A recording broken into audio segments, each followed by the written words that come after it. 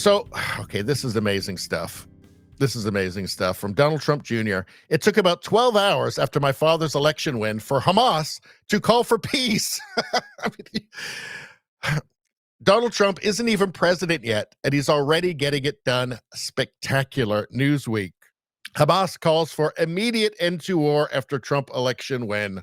When did the world set on fire again? When was the world set on fire? Oh yeah, it was when Biden got in, right? It wasn't Trump. It was actually pretty peaceful, relatively peaceful. I know it wasn't completely, but comparatively speaking, it was pretty peaceful. No new major wars or anything anywhere.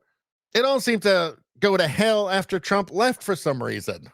Trump hasn't even been inaugurated yet, and Hamas is calling for immediate end to war after Trump election win. I feel like I'm noticing a pattern here. Okay, Charlie Kirk. 3 days since Donald Trump's historic landslide, and already 3 days. The EU says it wants to buy American natural gas to avoid Trump's tariffs. Putin says he will sell Russian oil in US dollars. Hamas is calling for peace. Zelensky held a private phone call with President Trump and Elon Musk. Mexico broke up a migrant caravan heading for America. Nature is healing. How long do you think it'll be until there's a negotiated peace settlement between Ukraine and Russia? How long until the world returns to the peace and prosperity that it enjoyed during the first Trump term? Will that convince how many of the media's useful idiots will wake up and notice this stuff? I mean, how many, and actually, how will the media itself deal with it? Will it try and rescue some small part of its credibility with the public by being somewhat fair? Not, 95% negative Trump coverage, right? Maybe just dial it down to like 70%, right?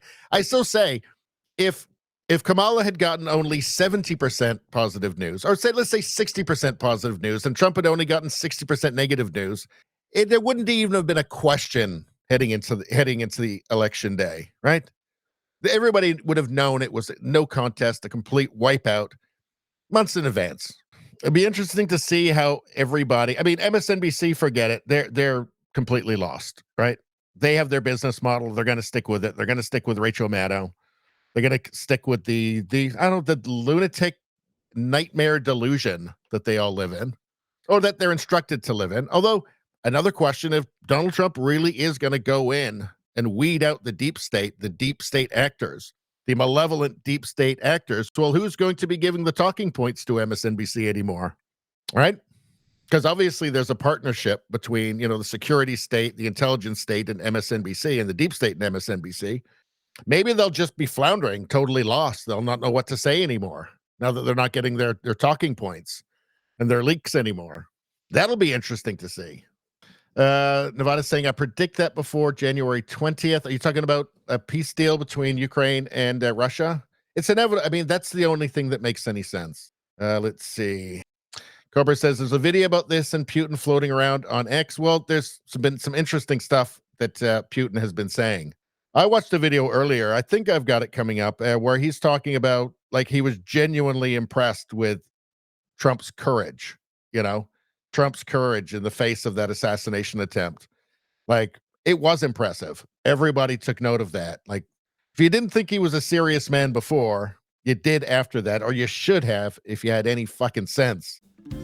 Anyway, that's all I'm going to say about that. Please like, share, and subscribe. Subscribing really helps me out. I thank you for that. I will see you next time.